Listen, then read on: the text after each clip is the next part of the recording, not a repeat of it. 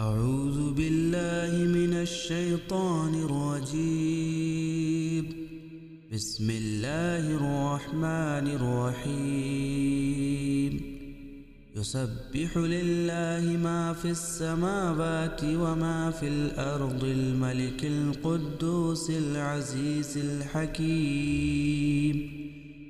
هو الذي بعث في الأميين رسولا منهم يتلو عليهم آياته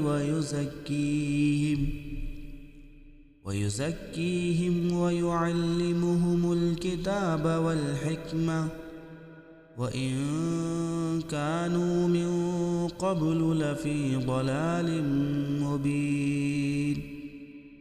وآخرين منهم لما يلحقوا بهم وهو العزيز الحكيم. ذلك فضل الله يؤتيه من يشاء والله ذو الفضل العظيم. مثل الذين حملوا التوراة ثم لم يحملوها كمثل الحمار يحمل أسفارا بئس مثل القوم الذين كذبوا بآيات الله والله لا يهدي القوم الظالمين. قل يا أيها الذين هادوا إن زعمتم أنكم أولياء لله من دون الناس فتمنوا الموت إن كنتم صادقين ولا يتمنونه أبدا بما قدمت أيديهم والله عليم بالظالمين. قل إن الموت الذي تفرون منه فإنه ملاقيكم ثم تردون إلى عالم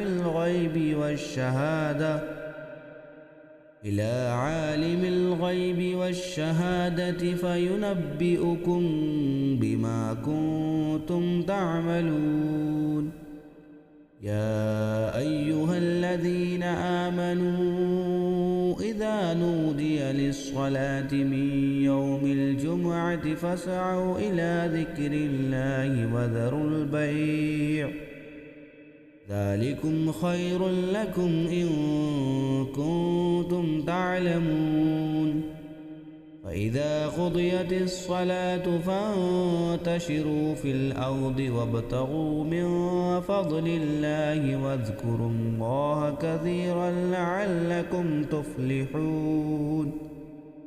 وإذا رأوا تجارة أو لهوا انفضوا إليها وتركوك قائما. قل ما عند الله خير من اللهو ومن التجارة والله خير الرازقين.